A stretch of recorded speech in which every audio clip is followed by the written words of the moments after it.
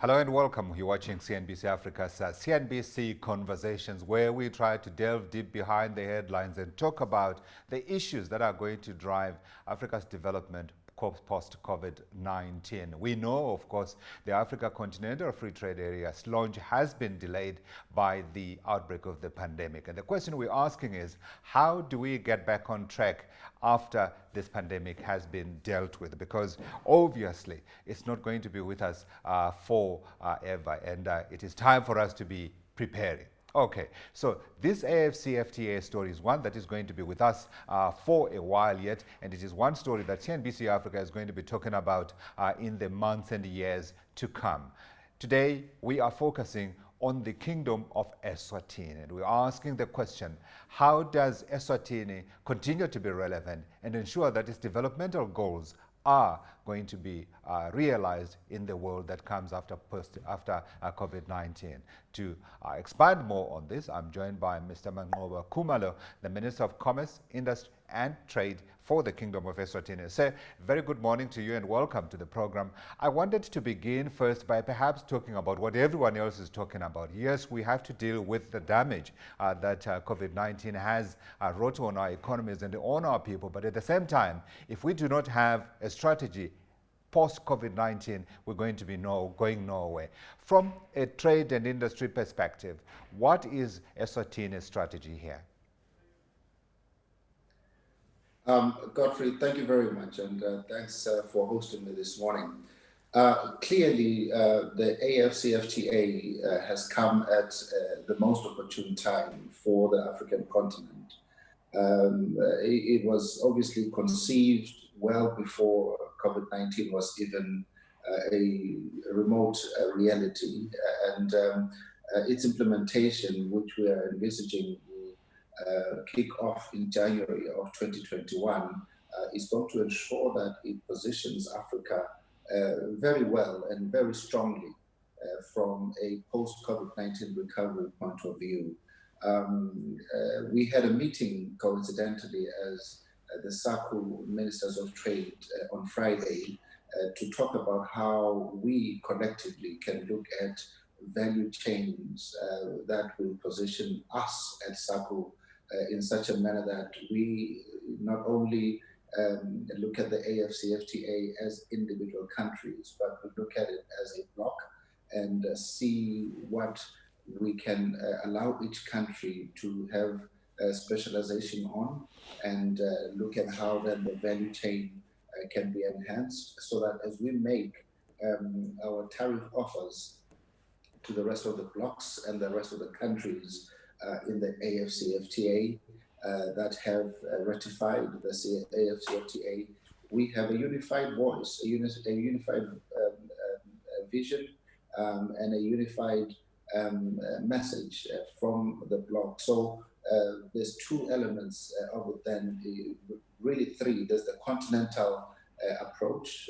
We have the trade bloc, Sakura in this case approach, and then there's the country approach. We in Eswatini have also worked very hard over the last 3 months to develop what we call a post-COVID-19 economic recovery plan. Yeah. And this was launched a couple of weeks ago, and it looks to see how we can better position ourselves to take full opportunity of the AFCFTA amongst other global opportunities. Yeah.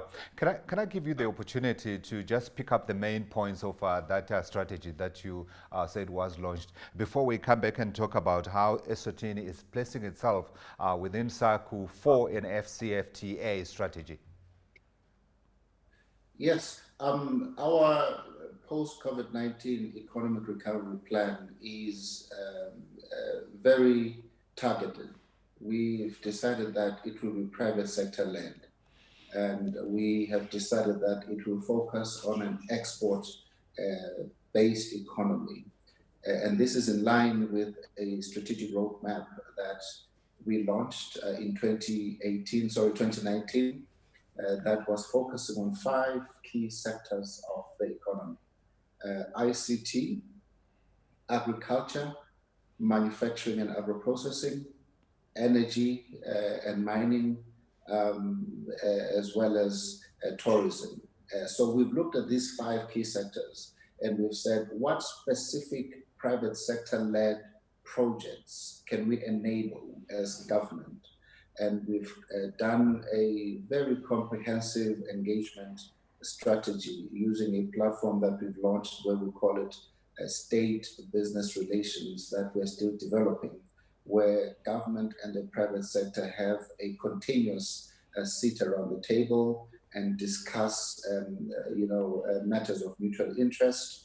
And we've come up with a plan that is going to inject over the next 18 months 30 billion emalangeni, which is 30 billion rand, into an economy whose GDP is 68 billion emalangeni or rands, which means then we are now in a position where we are looking at how each of these projects will be delivered. And the key role of government in these is an enabler, and the key role of the private sector is to create the business opportunities and create jobs.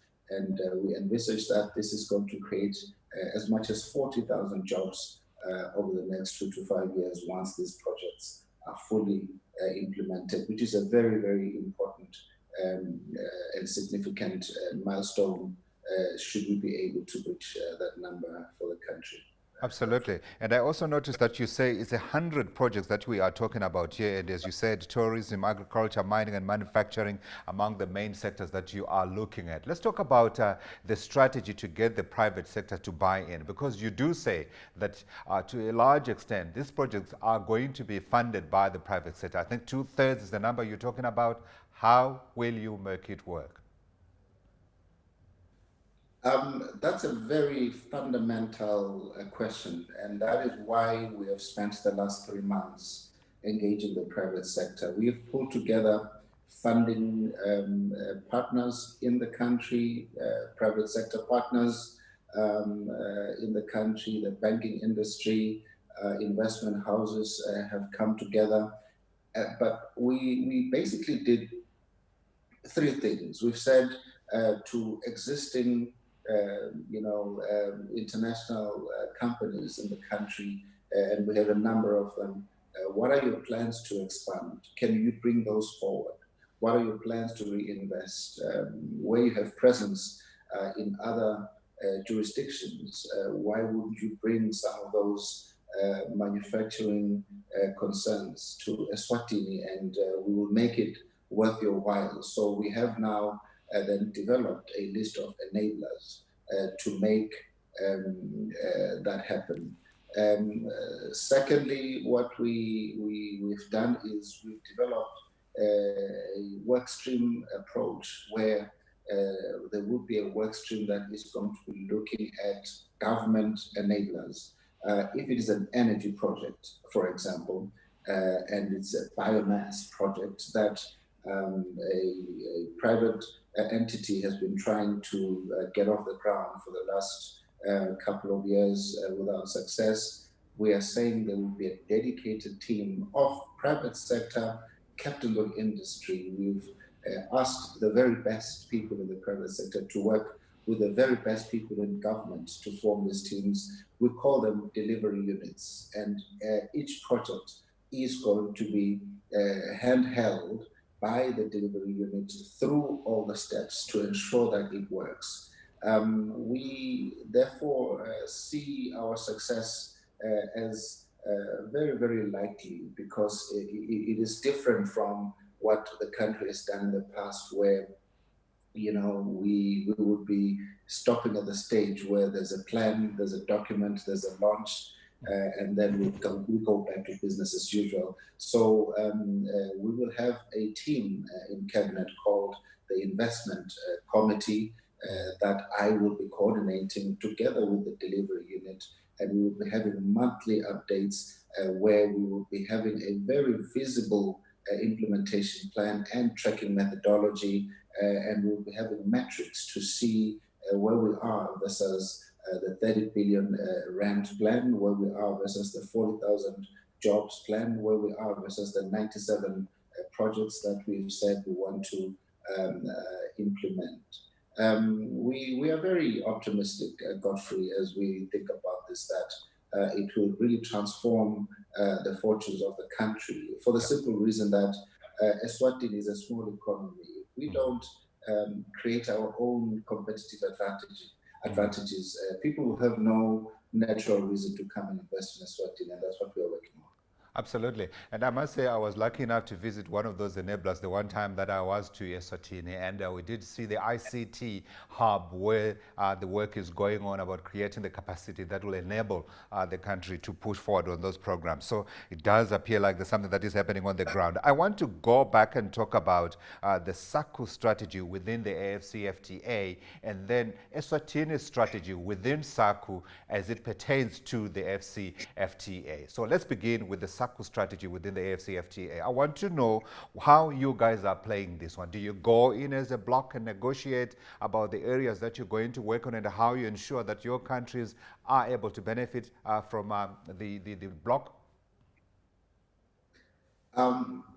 Fundamentally, yes. My colleague in South Africa, Minister Patel, speaks eloquently about this subject, and he will vouch and validate everything I'm going to say, together with all my other counterparts from the region. So, what we've agreed in principle is we will now be setting up a team of technocrats that are going to look at where we have natural competitive advantages within the SACU bloc.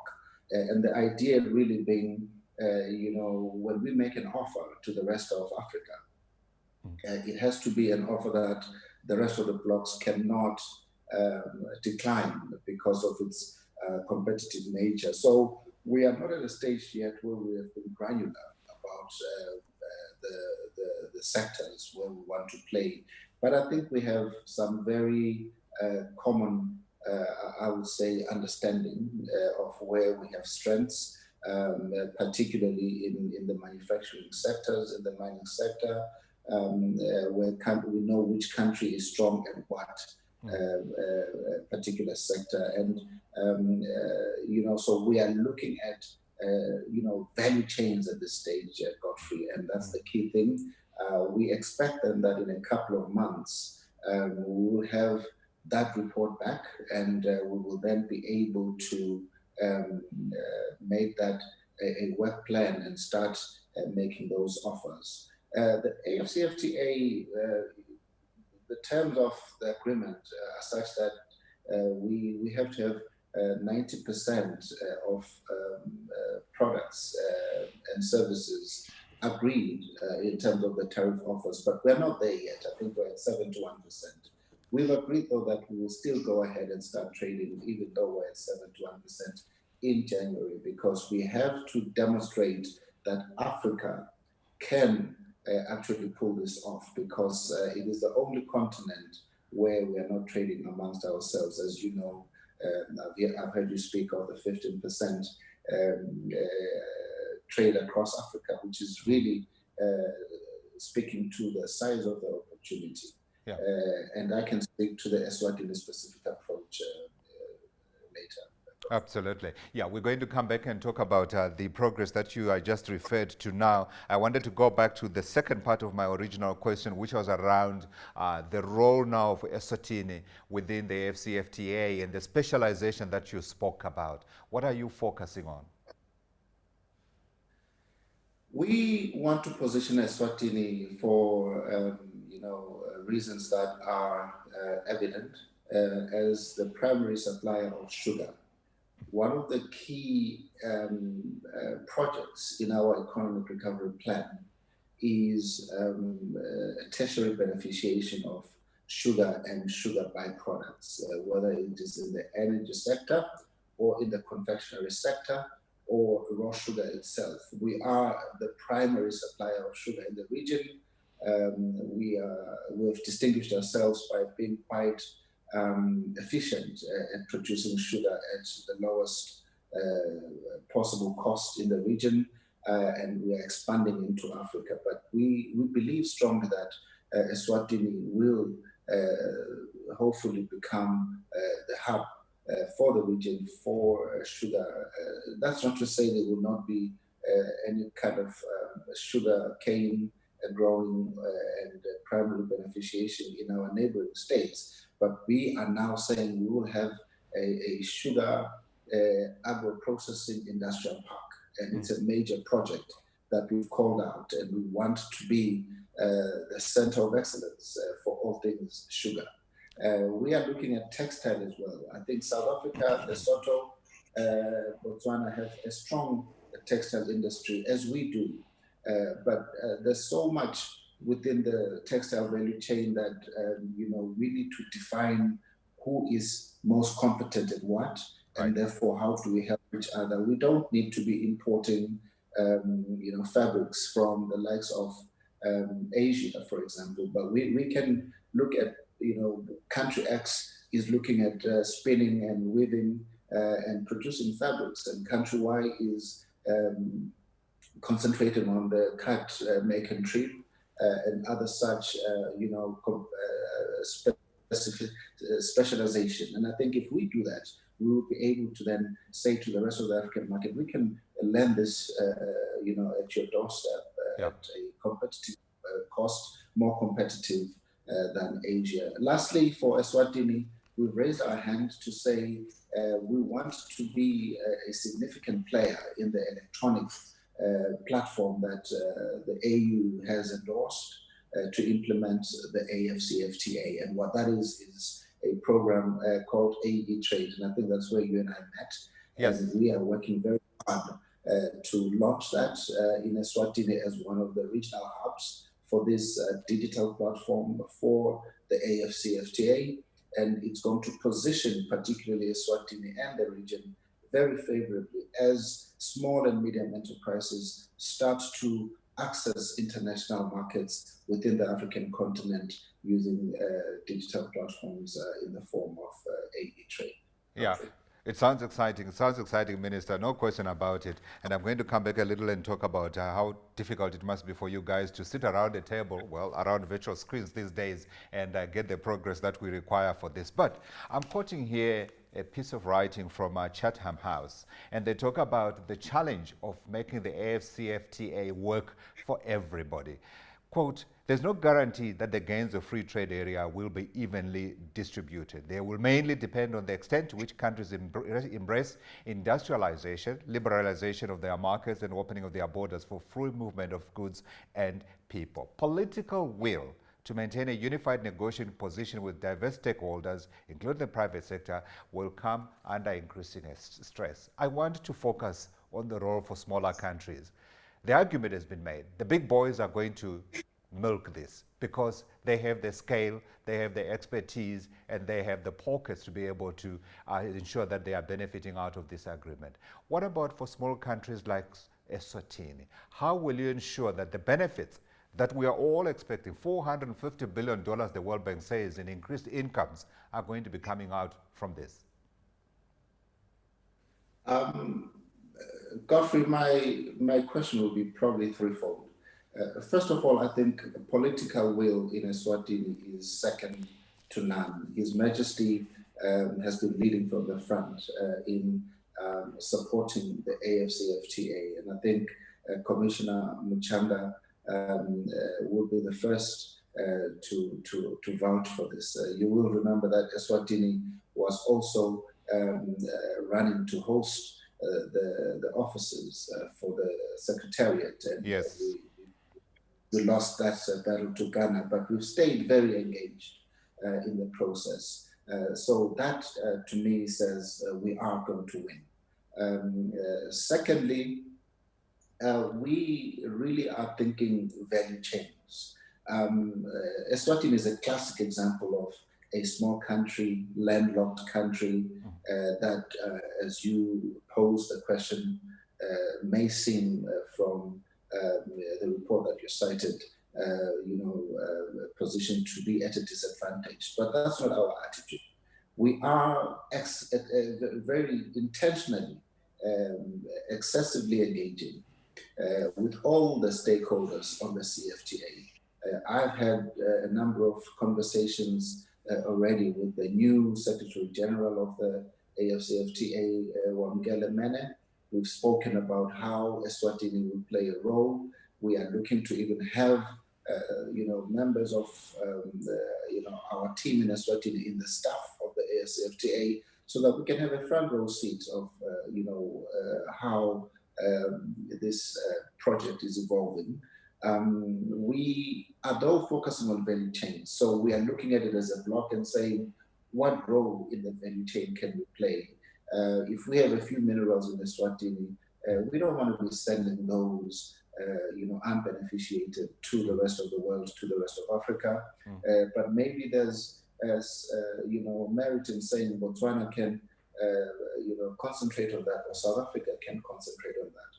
If we're looking at the motor industry, maybe there are parts that we can bring to Eswatini, and even though the main assembly happens in South Africa, but we want to position ourselves through developing capabilities, industrial capabilities in Eswatini. So we're heavily considering our industrialization policy, both as a bloc and as a country. And then the third element is what I spoke to, the issue of the digital economy. That removes various barriers. The case of Hong Kong, I know they're going through some difficulties right now, is a case in point of a country that naturally doesn't look like they have advantages, but they've taken the digital economy, with both hands, and they're basically, able to have a vibrant economy because they have taken a lead in the digital space. And even though they may not produce or receive any services and goods, a lot of the transactions are happening out of those countries. And countries like Eswatini is positioned, we are positioning ourselves for that. Yeah. Minister, I want to ask two questions, and I'm going to roll them into one.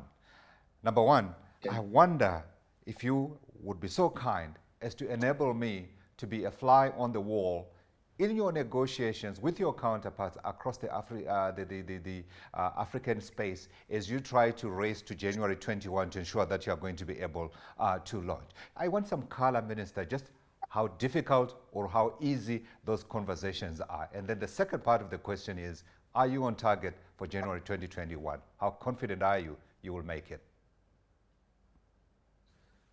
Thank you, Godfrey. Naturally, it is not easy.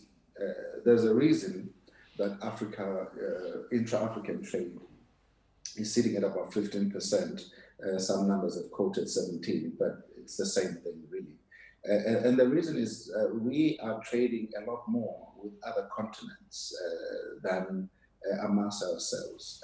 So there is a natural threat then that this presents from the other, rather to the other continents, to say if Africa begins to trade amongst themselves, the growth that has been predicted to happen in Africa will now really benefit African countries, African business people, and African communities. So there is skepticism, but there's also a level of wait and see from other trade partners that the African continent has typically leaned on in the past. That does not make it easy, because they're not going to allow us to do this without making it difficult for us. Sure. Not for bad reasons, but because they will want to say, you are better off sticking to the current arrangement. So what we need to come up with then, has to be better than what any country or any bloc is benefiting from any other trade relationship. The hearts and minds that need to meet then from an African point of view to say, we understand this is going to be difficult. We understand this is going to take a lot of heavy lifting. It may not be perfect at the beginning, but ultimately, this is Africa's initiative. It is Africa's time. It is Africa's market opportunity. We need to grab it. I think it's there. I feel as we interact, we understand how tough it is. I listened at the launch of the African Free Trade Area offices in Ghana when the president of Ghana was speaking, and he was speaking to this very thing that it's not going to be easy. It's not going to be handed over to us on a silver platter.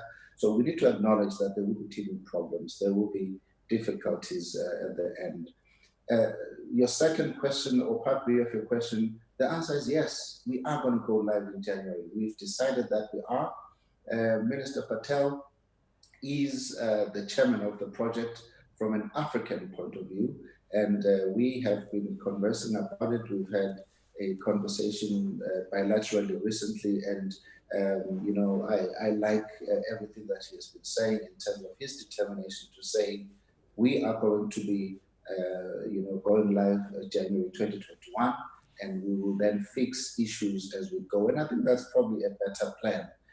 It gels with the agile approach where you don't wait for something to be perfect before you go, but you start and you then solve issues and remove barriers as you go. And I think it's the right thing to do, because right now we'll be solving hypothetical barriers, but once we start trading, we will know exactly what issues we need to align on, where priorities are, and who is really keen to play and who isn't. So in a nutshell, we are going live January 1. Hard yards, no question about that, Minister. Thanks very much indeed. I was witness in the halls of the African Union as negotiations were going on about picking the next SG, and I do remember the discussions around the headquarters as well, intense, but as we saw in the end, constructive. Minister, thanks very much for joining us today and chatting about Eswatini's place within the AfCFTA. That's Minister Manqoba Khumalo, the Minister of Commerce, Industry and Trade for the Kingdom of Eswatini. You have been watching the CNBC Conversation. We're back next time. For now, goodbye.